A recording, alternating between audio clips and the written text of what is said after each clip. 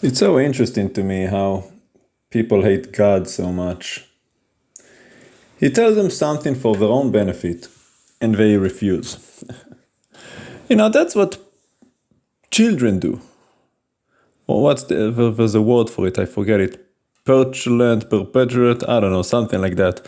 Children that just won't submit and won't listen. He tells you every 7 years, just give the land a break. The land itself needs to rest. It's producing for you, it's working for you, it's giving you your produce. Give it a rest. And the Lord also says, the reason you give it a rest is so that I could bless you. So on the 6th year, He's going to give you double the amount, so that you could have enough to cover you for the 7th year when you don't sow your seed. But you're still unwilling. For a few reasons, really. The main one, obviously, is you don't trust in God and you don't care, and you're greedy. But why would that be any different than the weekly Shabbat that you don't observe? He tells you to work for 6 days and rest for 1 day. You don't even do that. If you don't even rest for 1 day, why would you rest for 1 year? Interestingly enough, the only ones who do that are teachers. They take a sabbatical from teaching every 7 years. They work for 6 years and then the 7th they don't. But you do. And I wonder why. After all, isn't that a blessing to take a year off work? You've been working the soil, laboring for 6 years, working hard, getting up early, going to sleep late, exhausted, trying to take care of the kids. Now you get a chance to rest for a year and just lay down, relax, spend some time with the family, worship God without stress of work and worrying about finance. And you're not interested? It's so interesting to me because, Labor Day weekend is coming up, right? Memorial Day. Labor Day is coming too, eventually. And you can't wait to get an extra day off for those things. Long weekend, 3-day weekend, yay! The Lord is giving you an entire year every 7 years, and you don't care. Because God cares about you. You don't care about yourself. That's how evil you are. You hate yourself. Everything that the Lord gave us is for our own good. He didn't give us commandment to oppress us. He's not a tyrant like Pharaoh.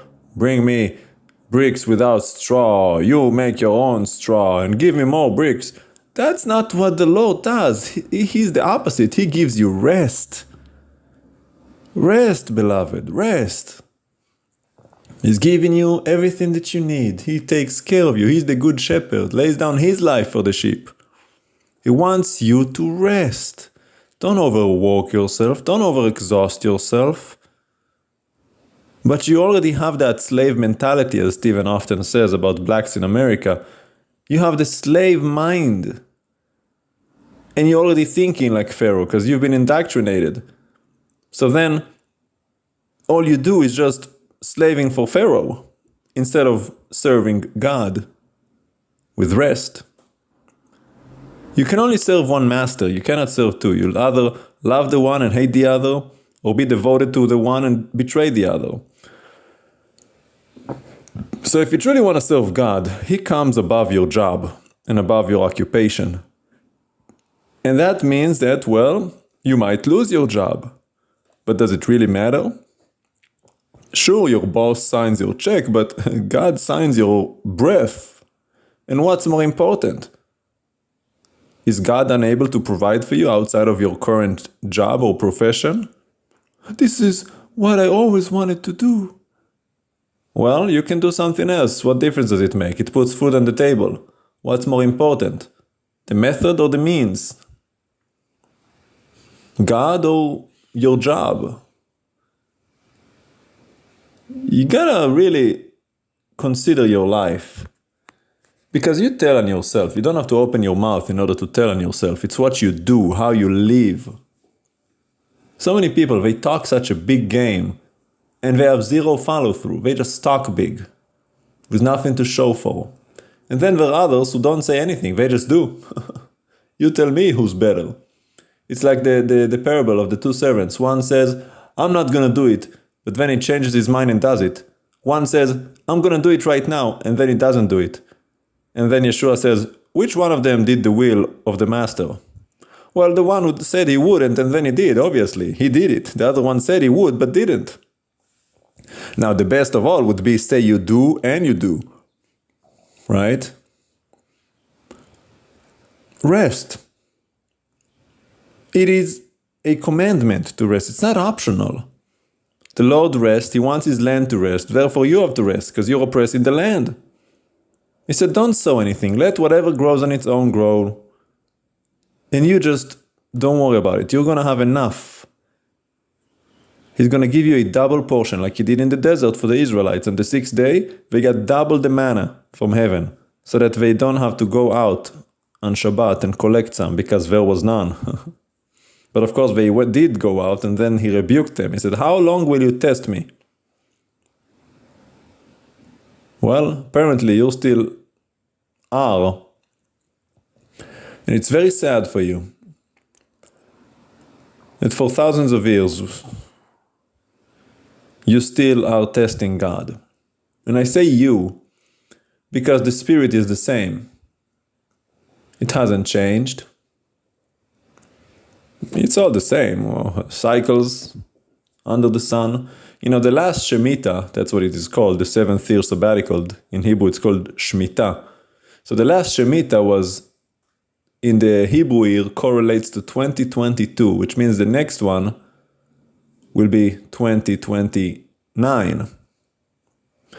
Now, interestingly enough, every 7 Shemitahs, that is 7 times 7, the year following is a Yovel, what you call Jubilee. Because 7 times 7 is 49, and then comes 50, right? Much like Pentecost.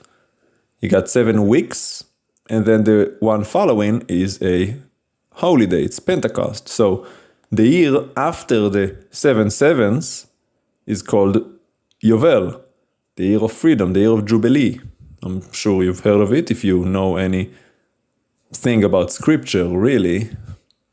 So that's interesting. We don't know exactly when the Jubilee is because we don't have the full documentation, but isn't that interesting that the next Shemitah will be 2029, which means that it is quite possible that 2030 will be a Jubilee. And there's a lot of talk about 2030. We don't know what's going to happen that year. Some say AI takeover, others say one world government, others still say World War III. There's a lot of speculation, but we are 5 years away and a lot can happen in 5 years. But the point being, why don't you start preparing now, knowing that 2029 and potentially 2030 are years of rest? Because when the year of Jubilee comes, that's a double blessing. You get 2 years off. You get the 2029 and 2030. And if you're actually faithful to God and your heart is in the right place and you're actually planning on observing it and you're committed, you will get that triple blessing because the Lord promised. In the 6th year, He will give you all the blessings so that you will not lack anything until you sow again in the 8th and 9th years to get your harvest. So take it to heart. Work for 6 days, rest on the 7th. Not the 1st, it's not Sunday, it's Shabbat. Rest on the 7th. Work for 6 years, rest on the 7th. Now you already missed 2022, that's gone.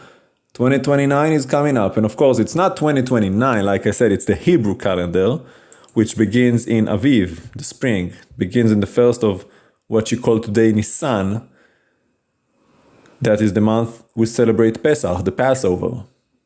So that's when it starts, for 12 months. So, do your due diligence. Prepare yourself. Prepare your spirit. Prepare your heart. Prepare your mind.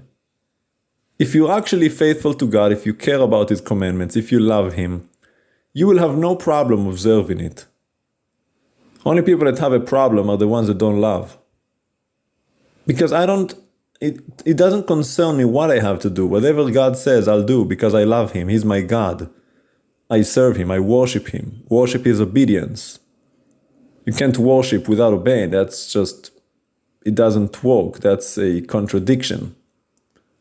So do what he says and rest. Also, just one more thing to add to this message. For those of you who do not honor the weekly Shabbat, nor do you honor the yearly Shabbat, why would God invite you to honor his millennial Shabbat, which is the millennial kingdom of Mashiach when Yeshua comes back, establish a world peace kingdom for 1,000 years from Jerusalem reigning on earth? You don't start with the little. Why would you honor the lot? And obviously you don't honor the weekly, you don't honor the yearly, you're not going to honor the millennially. And why would the Lord ever invite you to honor his eternal Shabbat? Think about these things. You don't want to rest a little. Why would you want to rest forever? Eternal Shabbat. That's eternity. That is what you call heaven. You don't want to go to heaven because you can have a little taste and you're not interested. What is heaven but the presence of God? The purpose of Shabbat is to be in his presence. You separate yourself from the world to become at peace with God.